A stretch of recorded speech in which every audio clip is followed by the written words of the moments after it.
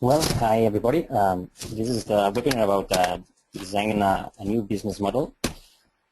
Basically, we want to learn different approaches to learn how to develop a business model, and if it makes sense to have a business model plan, a business plan or not. The title of the webinar is Developing a Business Plan in the Creative Industry Sector, but it may apply to almost everything. So don't think only in business plan as usual, but think about all the things that can be done in different areas. For example, startups, of course, but even inside agencies. So small teams developing a new project, wherever. So don't think only like big companies, big projects. Just focus on everything that can be done in the creative sector. Okay. Well, just for you to know, my name is Alex Puch, and I am a tech entrepreneur. As most tech entrepreneurs, we don't take too many time planning. We don't like planning. We like doing. We like developing. We like doing things. So when we start doing things like, well, as you can see right now in the screen, this is basically all the rules that apply for this webinar. Basically, by default, you will appear as listen only because we have like 40 minutes where I will be talking. I will be explaining different role models in the business plan. But anyway, you can raise your hand. There's a button for that. You can also use the chat, and we'll try to answer all the questions. If it's something that you feel like you have to ask at the same question at this moment, just do it, and I'll try to answer. Is that okay? Well. Basically, as I was saying, I'm Alex Puch and I'm a tech entrepreneur. I'm a guy that builds things. I don't like labels, so I don't really appreciate the word entrepreneur because I think it's overused nowadays. But basically, one of the things that I found out in my career, doing a lot of things, is that business plans are really not useful. Think about business plans as the product that MBA teaches to people. So that's business plan is their product. It's what they sell, MBAs. But it applies to big companies, to corporates. But it's really not useful for small projects, for startups, for new ideas, because basically the future is unpredictable. You know, the market changes so fast, so everything goes at a different pace. And it's impossible to plan what are you going to do maybe in 5 years, not even in 1 year. Most of the plans we've ever done as entrepreneurs, they were wrong like 3 months later, completely wrong. We had to write everything from scratch. So the things that I've learned so far, it's first, you have to decide who are you writing the business plan for. I mean, are you writing the business plan for investors? In that case, you have to ask yourself, okay, I'm writing for investors, but which kind of investors? Personal experience in that way was that I wrote a business plan with a financial planning. I went to 2 different investors and with exactly the same figures. One investor told me that it was not big enough, that it was not, how do you say that? It was not the kind of plan they would invest because it was not attractive for them because the figures were so low. But then the other investor told me with exactly the same plan that if I was crazy, that numbers could not be achieved.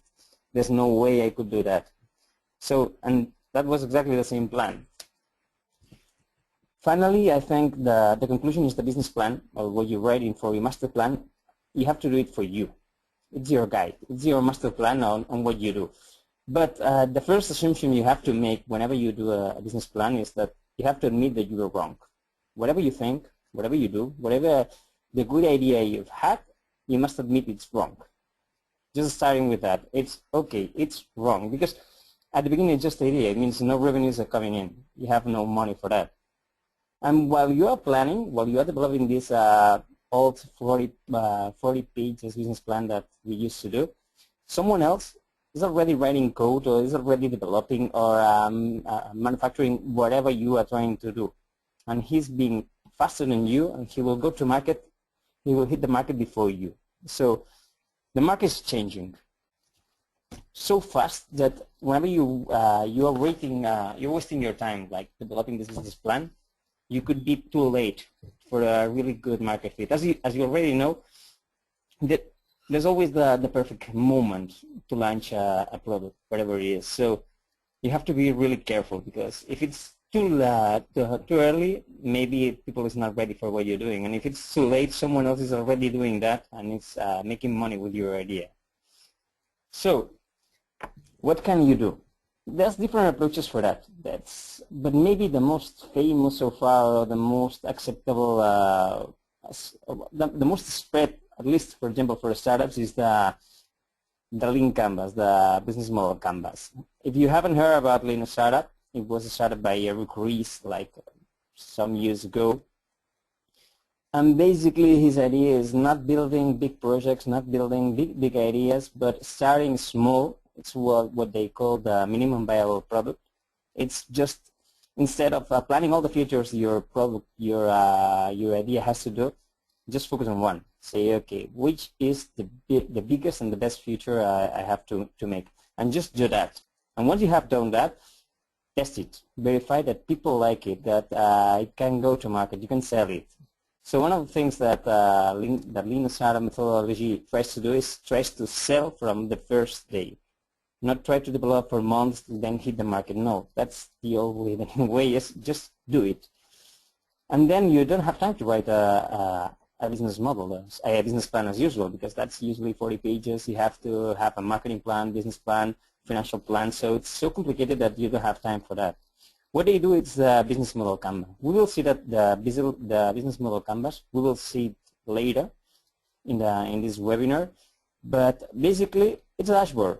It's a dashboard where you put sticky notes with all the different aspects of your idea, from the planification, of course, on how you plan to make money with this idea, how do you plan to spread the word about that, how do you, what's your marketing plan, for example, and the old way, but it's the DFO, the strengths, fears, everything that's a gain, everything that's pro with your idea.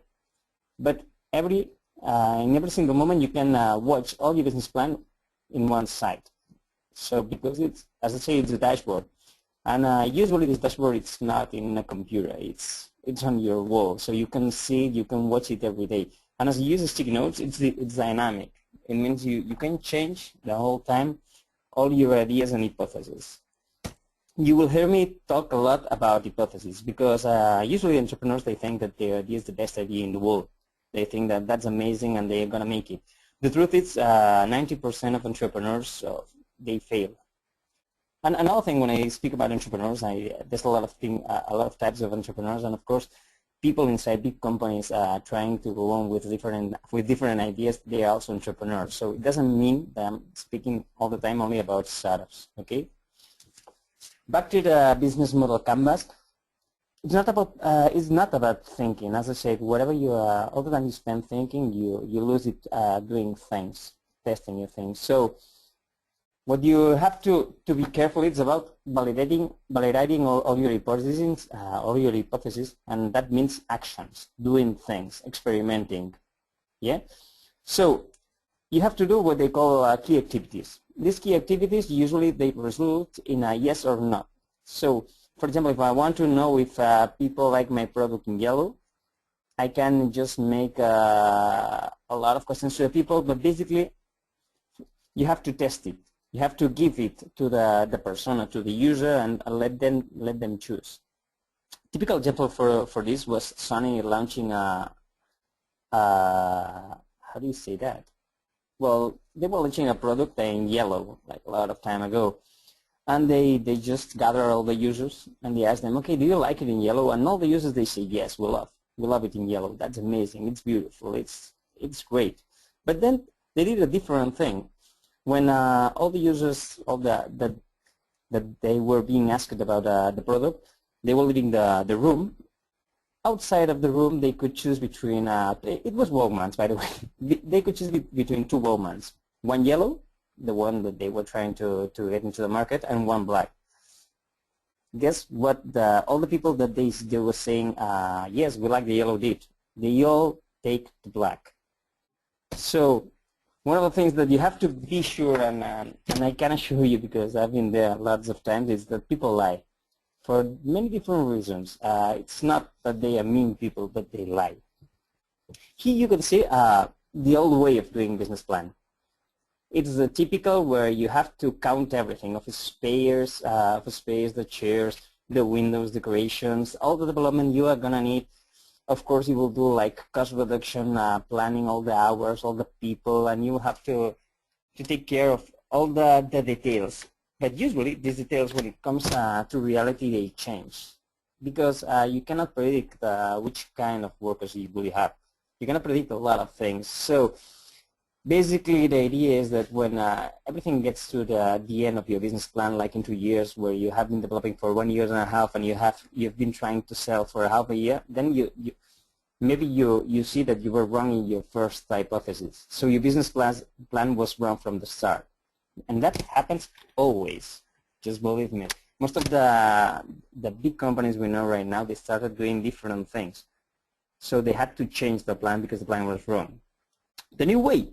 First, we identify the what we call personas. In the old way of marketing, they used to talk about the target, but that's like, I'm not target. I'm people. I have my feelings. I have my way of seeing the things. I have my relations with different persons. So I'm a human being. Don't call me target. In the new way of developing a business plan, we will talk about personas. And usually at the beginning of a business plan, we will go down to the persons. I mean, we will put the picture of the persona we know that could be the buyer for our product, and we try to describe that persona. Because that's the only way we have to learn exactly who's the people that's buying and why they are buying us. So once we have these personas, it's the problem scenarios. The problem scenarios, basically, it's the problem we are trying to solve. So we have people that they have problems, as easy as that. So we have to identify those problems. That's not maybe that easy. When we have those two things, we have to get a story. A story basically is the way that this person is going to solve his problem in a better way. One of the most famous investors in the States, he says that if your way of solving that problem is not at least 10x better than your competitors, you don't even have to start that company. Just let it go. So this is a story, as I said. This way of solving that problem, that's particular to you, of course, should be at least 10x times better than your competitors. Otherwise, it makes no sense. So what we're going to do, as I say, we will do a test, and that means developing a minimum viable product. That means getting the idea you have and get rid of all the different features you are planning for that. Forget about your roadmap in the next 2 years. Forget about everything else. Just focus on one thing your product has to do. Just one thing. And this one thing solves one problem that your persona has. It's that easy, isn't it? Once there, you have to decide, okay, you test it and you see if that works or not. If that people, for example, buys what you're selling or not. That's one of the best testings you can do. It's like, okay, are you going to buy it? But as I said before, people lie. Never believe in people. Never trust people, even yourself. Because we do it for different reasons. We do it for maybe just because we don't want we want to have a good relation with the people that's asking, maybe. So we lie to people, and we always lie to ourselves too. A good example of that would be, I was in a conference where a speaker, he had just launched a new book. And he told the people, okay, I'm going to launch a book, and the book will be out in 2 months. Who's going to buy this book? And almost everyone in the hall, they just raise their hands and they say, okay, we're going to buy this book. Okay, then give me your credit card and pay it right now. Guess what? Nobody did. Everybody was saying, yes, we will buy the book. But the truth is that almost nobody wanted to buy that book. But they were in a crowded house. Everyone was raising the hand. So it was like, okay, following the group, following the leader and saying, okay, yeah, we like that, but nobody did. The truth is that when you test things and you try to sell things, it's not that easy. And At this point, if you are not selling what you are trying to do, or your story, your way to solve that problem is not good enough, you have to make a choice. Pivot or persevere. For those of you who don't know, to pivot is to use this knowledge you have acquired at doing this minimum viable product to do something different. Here, for example, I don't know, maybe you already know that story, but Instagram at the beginning, it was not what's right now. It was a geolocalization service, just like other Goala, or a lot of different apps to make check-ins, like Foursquare or whatever. So, but the thing they did difference that they used this check-in with a picture.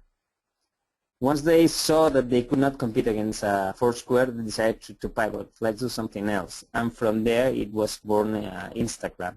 Okay? So that's what we do. We just go iterating one on one. So we do little small steps towards our final product.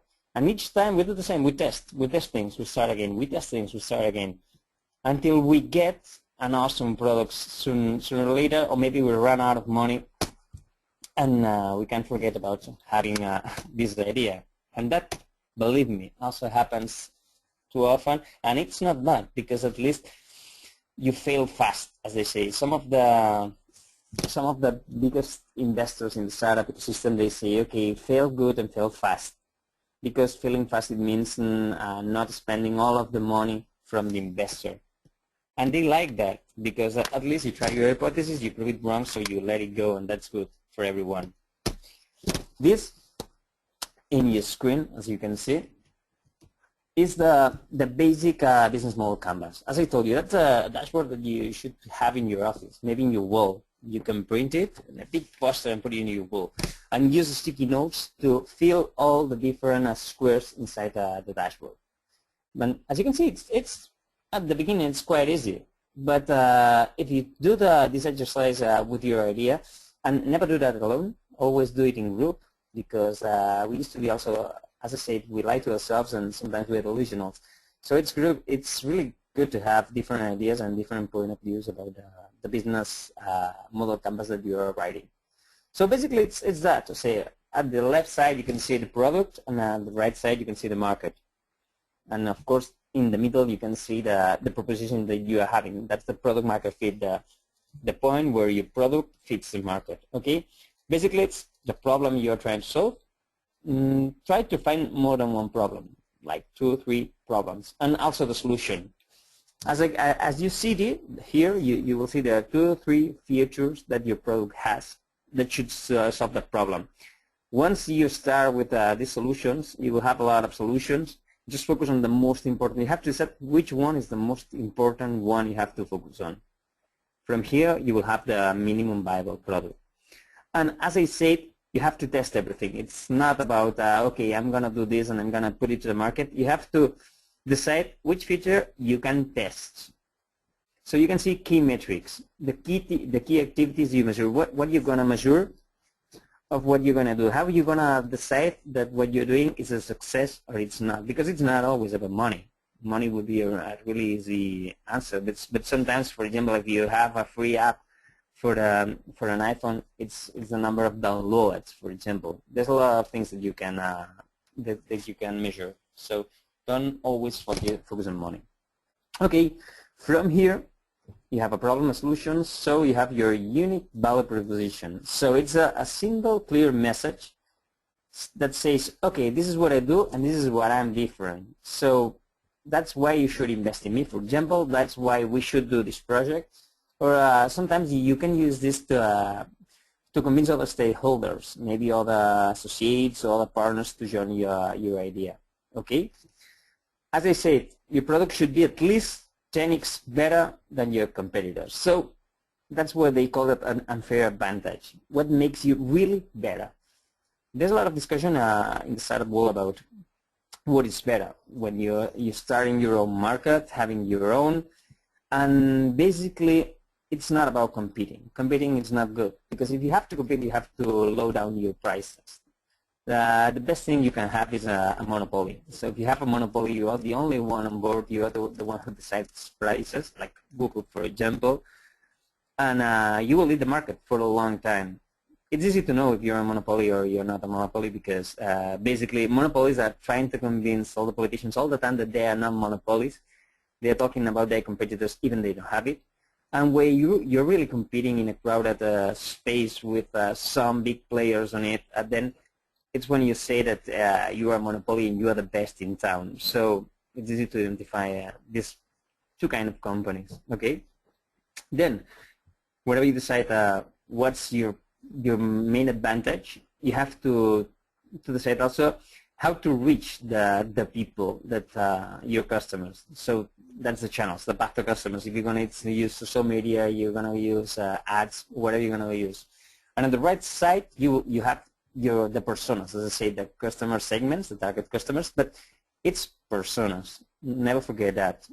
In the lowest part of the dashboard, you have, of course, how much it costs to do that, and how do you plan to make money with that. So the cost structure, customer acquisition cost, how much it costs each one of your users. At the beginning it will be high and then it will go low. Distribution costs, hosting, hiring people, offices, wherever you need. And then how do you plan to make money? I won't go inside all the details, but it would be good if you by yourself decide to just get inside and see what's lifetime value, revenue multiple, the gross margin. How do you calculate all these different KPIs, these metrics?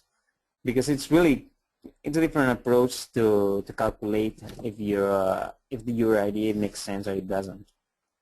Okay, here I have, for example, a solution, an example of a lean version. That's, for example, a big business model canvas for what it could be Instagram, for example. So they say that the problem will be sharing lots of photos to your family, because usually people doesn't know how to share and convert videos, and people is also afraid to lose their media because you never back up, you lose your phone. But of course there's alternatives. People use the Mail, they use Flickr, maybe Facebook, but those are different stories. So the solution to this problem will be something instant, where you need no load to share anything, and the video is automatic. You don't also need any extra piece of software of code to do the transcoding of the video. So great metrics. What do you need? How many people is signing up? If the people once signing up, if they are creating a gallery, they are sharing albums, if they are inviting family and friends, and finally, of course, if they are paying after the trial. Okay? Unique value proposition, that's what defines the project. It's the fastest way to share your photos and videos. It's, as I said, should be always something simple. This is your, have you heard about the elevator pitch? It's the first phrase you have to pick the attention of the people, okay? In a high-level concept, it's like photo and video without sharing, without that loading. Even that loading is there, but it's not part of the problem. It's part of the solution. It's what you're doing in the behind, okay? The unfair advantage, it will be that you have a huge community of people doing that. That's your point. It's a community. Channels, there's a lot of them. There's from Build Paradise, AdWords, Facebook, blogs, wherever. And then even when you describe the customer segments, the people that will use your product, this is one of the places where you will be wrong once again, because you decide that your customers will be, for example, parents, families, friends, whatever, and then reality hits you in the face. For example, at the beginning of Pinterest, they were targeting also moms, mothers, women, fashion, but what they got a lot of porn. They didn't expect that, but the Pinterest was filled with porn, and people from the porn industry, they were using to sell videos and wherever. They didn't want that, of course, so they banned porn on Instagram and on Pinterest, and they lost a lot of traffic, but they didn't plan for that, okay? And in this example, we also use the early adopter. Basically, it's who's the first that's going to use your product, and who's going to spread the word about your product to everyone else. In this case, for example, it's parents with young children that they will talk to other parents. As you can see, of course, we have cost structures, hosting costs. Don't care about the word Heroku. I know it sounds really bad, but it's basically like Amazon. And people cost, how much it costs to hire all the people you need for this idea, and the revenue streams. 30-day free trial, then $49 per year. So you have a break-even point, 2,000 customers. And this is an hypothesis. Then you have to test it. It's not enough to have this plan, because once you start developing this idea, you start planning. You see that some parts of the canvas is wrong. For example, the customer segments, the unfair advantage. You think that your unfair advantage is community, but then you see that your unfair advantage is that you upload photos faster than anyone else. You can have a lot of surprises on doing this. That's why I always say, okay, use a poster, put it on the wall, and use a sticky notes, because it's always better to change and you don't have to do different things. Okay, in every plan, you have what they call operational and presentation elements. They are different, but basically the new way of doing these plans, basically we have four strong contenders. That's changing the way we're in business. And one of these is design thinking. We'll talk about it later. Lean startup, we already talked about that. Customer development and agile. We won't get into agile. That's the methodology for development. But it's almost the same. It's always like doing testing and going back to the original idea. Change it and building back again, and then once again test. As you can see, the words hypothesis, test, they come back usually. It's all about the same. So there are different ideas. And of course, we don't have a lot of time to get inside these ideas, but I advise you on, I encourage you to go to internet and look for all that, for different documentation about what I'm talking about in this webinar. Back to the PPT, you see the venture stack. It's a diagram, basically, where you see the items separated into operational and presentation. Okay, basically, we have operational stack and presentation stack. Operational, for example, if you want to know who's the buyer, who's the user, what problems are you solving, we use user stories. As I told you, user stories, personas, problem scenarios, and user stories is the way to go from that persona to that problem scenario to solve it. If you want to know what's the business, we can use the business model canvas, as we saw before. What has to happen? Little startup, they use what they call assumptions or hypotheses. It's these key activities we have to test to see if we are right. But going back again, we have to assume from the beginning that we are wrong, deadly wrong, because reality and market will hit us in the face. Okay.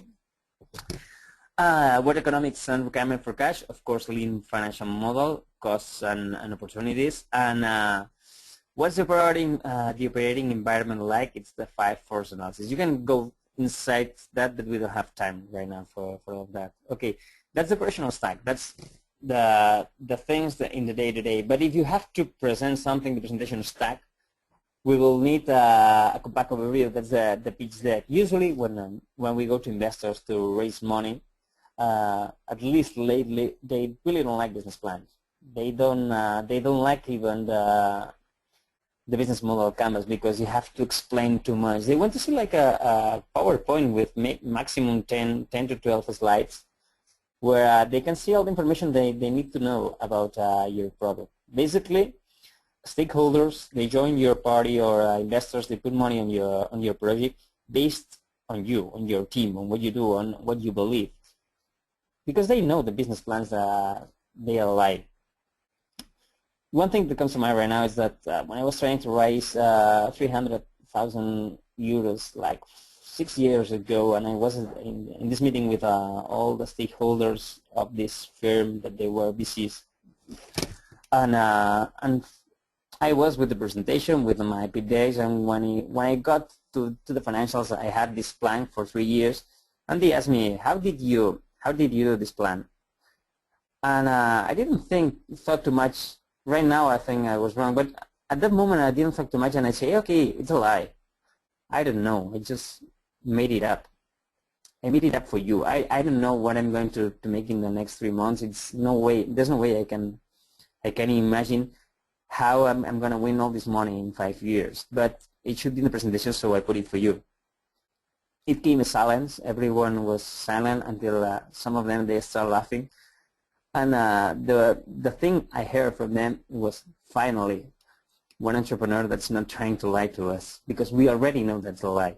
So investors, they know that plans are basically lies we like to believe, but that's all. Okay, so don't make them lose their time. They really appreciate their time. And with a pitch deck, it's like, okay, here's what I'm going to do. If you want to know more, we can talk about it. We can discuss it, but just let it go. Going back to the bank, if you are going to a bank or a traditional investor, maybe usually if you want some help from the government, they need the business plan. Usually they will give you some guidelines about how do they want this business plan, and it depends on the MBA they have done, or if they associate it with a business school. But when I need something that's internal, it's for me, we'll go back to the business model canvas. And another word that we will talk, it will go out a lot in this talk, is about empathy, because that's, I think, the main key to solve a problem for someone. It's empathy. It's understanding this problem. It's not saying, okay, I think you have this problem. It's you have to feel that problem with the user. So this is what they call the venture design. That it's putting all everything we've been talking so far together. It's the design thinking plus the lean startup model. So you can see it in the diagram below. So first, who? The personas. One thing that's important is what's in the presentation. That's think, see, feel, do, and I will talk about this later. But I think that's important because basically this is the empathy I was just speaking about. How do you know these people and if they are really going to buy what you do? So once you have who, you need what. The problem scenarios and alternatives, your competitors. What if? It's the value propositions and assumptions. It's you have a problem, and what if I solve this problem in this way? And then customer discovery and experiments, user stories and prototypes. These were things, it means testing and trying. It's asking the people and showing them. Never believe a user, as I said before. Just give them the prototype of what you have and let them play. It's completely different story when you ask someone if they would use a product, and when they give them actually even a small part of the product to test it. The results are completely different. Once at the end, you have to decide if we have to go back to the what if because the assumption we made was wrong, or we can go back, we can grow from here, we can scale. That's a hard decision to make because you have to decide sometimes to give up. And giving up, believe me, it's not really easy. Okay, here you have personas and scenarios. Who and what. I'll go really fast on this because I think I've been already talking about this. But basically, as it says in the presentation, your basic mission is here to develop a vivid portrait of your customers and their problems. And if your value proposition pairs well with their important, if what you're building, I know that for you it's really important, but it's also important for the problem. Are you solving something, anything at all, really? So personas what? Remember, they are people. So what we build points. It's not like mother between 20s and 40s and they go to shopping malls. It's not working. One of the things you can do is get real photos. Put these photos and then describe this persona, but the real persona. For example, she was a mother at 22, even she didn't want it to be, but he plans to study again and go back to work in 2 years. That's what I mean. That's really understanding the people, because if you understand the persona, then you can have empathy with them. And if you have empathy, then you can sell these things. Here's an example of what I've been saying. The old way of saying 30 to 35, mom, kids, likes Facebook. But that's too generic. One good example will be Mary's mom by choice. She has successful career in accounting. As mom entrepreneur, she loves it. This is the only way to understand who you are trying to talk to. And going back to the think, see, feel, and do. So first you have to describe for each persona these 4 points. So it's think. What do they think? What's their point of view in your area of interest about the problem you think they have? Do they like it? Do they dislike you, for example? What's the difference between how is she right now and how she would be using your product? So how does he thinks? And how does she see things like they are right now? So what influences and informs them about your interest? So where they get all this information? Peers, media. For example, it will be like someone who's at work thinking that his work is not valuable, but she sees in television that there's people doing different stuff that's amazing, and she feels like she could do better. So that's the third part, feel. What are the underlying emotional drivers in this area? So because that's very important in the feel, in the emotional part of the brain, that's where the buying gets done. That's where the decision of buying makes done. So how does that influence what they do and their interest in alternatives? Because choosing between you and your competitors, it's everything about feeling. Everyone that has studied a little bit of branding knows that. It's something that you feel and do. Once you have all this information, we go back to test. It's when we give them the product, what do they actually do? Because you will see, as I told you before, that it's not what you expected. It will be different. Also, we've done this exercise with kids, with little kids, and believe me, the result was amazing. We were deadly wrong in all the assumptions we made. So, how do I know when I'm done? Because, of course, the creation of quality personas is varied, and you can have a lot of persons. But important, these points: the vivid, actionable, real, identifiable, exact, and detailable. Basically, you have to describe personas that you can really test with. It's not about something that's in the world of the ideas. It's something that you have to be able to touch. So that's where I mean exact, detailed, and real. You mean if you're building for a mom, think about a mom in your neighborhood. You could visit, you could go over there and just try to sell your product, or try to go there and see the reaction when they see the product. Okay. So personas in 4 steps is defining a draft. Of course, first it's like a draft. It's okay. What are all the buyers and users that I can have? But then just order them, and to order them, use what I have been in the points, the bullet points that you can see in the top, because it makes no sense. Okay, this user is my perfect user, but I don't know not anybody who's like that. So maybe we can start with somebody nearby me who's like that. So then you validate and refine. The basic idea here is to think about your personas as hypotheses that you are going to prove, disprove, and probably refine. Then test drive. If these personas are good, you should be able to use them to anchor discussion about what your products you're going to build and how you're going to promote them. Okay, and then again the loop. Go back, revise, maintain, start again. Go back to the sticky notes. I know I'm all the time saying the thing, but that's quite important. Anyway, I think any questions so far? The way I will go on. Is that okay? Sure. Okay, then we have the who and what problem scenarios. To organize the need finding, we run these key elements: problem scenarios, the alternatives, and the value propositions. Because your job is to develop empathy. Otherwise, there's no way you can sell anything at all. Okay, and then you have to hypothesize how you can deliver something better enough than those alternatives to be relevant. You can see it in the diagram below. So we have a problem, a scenario. What's the fundamental jobs that need to be done? It's not enough. And then the alternative. Right now I have a way of doing things, as I told the user story. This story tells how to get from a problem to solution, but before my product, how do they do that? Because of course they are doing things in a different way, so you have to check the alternatives. And then from there you can have your value propositions. Am I better? How am I better, and why am I better? And I will add it, and how much am I better? As I said, you should be at least 10x better than anyone else in your job.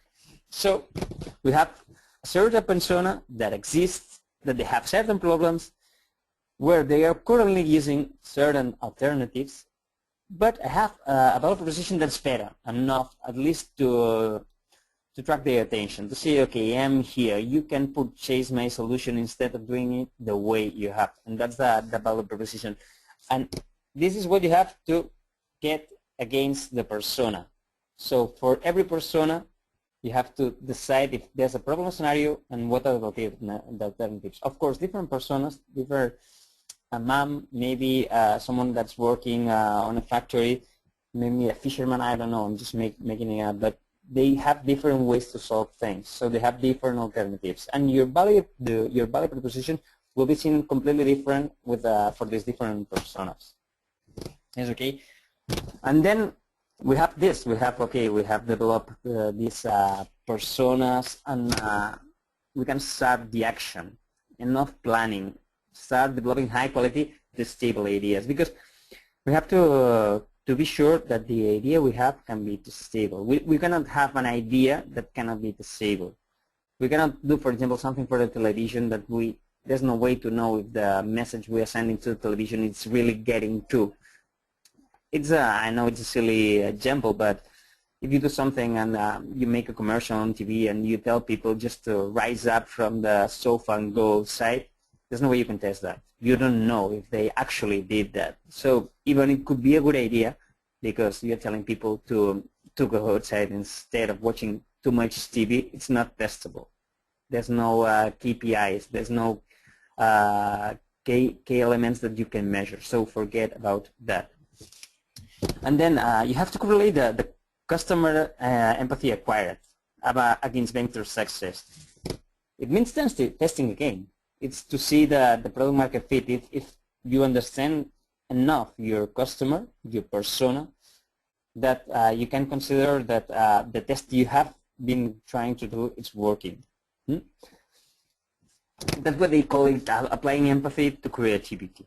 Okay, maybe it's the rubric for design thinking. Okay, this is all about customer discovery, personas, and it's a good way to make sure you have your base covered with personas. So you have to do again the things, say, feel, do, checklist. That's the beginning, point one. Here we started building things, and we started with the idea. Once we have the idea, we have to go, of course, to the hypothesis. And hypothesis, it's deciding what you're going to test, basically. Designing effective experiments, different experiments that we will be focused on obtaining, basically, as I said before, a true-false result. Okay, it's do they like it big or small? For example, one of the hypotheses you will have, and one of the experiments you will have, it's like they like cans of cola with 100 milliliters instead of 33. I don't know. But always it's stable, so you have a raw answer. It's like yes or not, probably. Okay. Be creative, because it's not really fast to design this kind of tests. And to design a kind of test, it also affects your minimum viable product, because you will have to change. Maybe the feature you choose as your main feature, it's too expensive to test, and it doesn't make sense. It makes sense to test something different that it's easier to experiment with. Maybe you can start with the color. For example, if you want to develop a new car, you can start testing the color.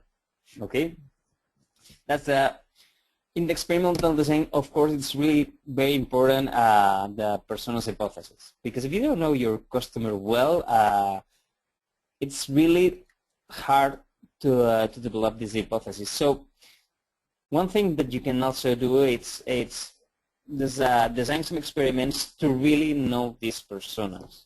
Okay, even so to validate they exist, because maybe your persona is someone that you don't know, and this persona, for example, it's a man who likes knitting, that lives in New York, it doesn't exist. So what I do is when I'm considering an idea, I brainstorm a list of all the key personas, and then make sure I can think at least of 5 to 10 people that I know personally in the real world, because these people will be the primary vehicle to validate this hypothesis. Okay, then we have the personas, and of course the people, the problems. Here you're looking for your opportunities. That's problems you can solve with these personas, with these people, their needs, their habits, what they do, how you can improve their life. And you have to develop these experiments thinking about that. Once you develop the experiments, I will go really fast because I think we are running out of time actually. But yeah, once we have all these hypotheses, I will just go on. We can go back to experimentation to test it. So for everything you've been doing in step 3, while you're designing experiments, make sure you can interpret the results and make decisions. One thing about testing, about all the data, when you get data, it's that this data has to be actionable. That means that I can make a decision. I don't like just acquiring data just for the fun of having data. It's like having a graphic for your boss where everything goes up, but nobody knows what the graphic is or where it's going.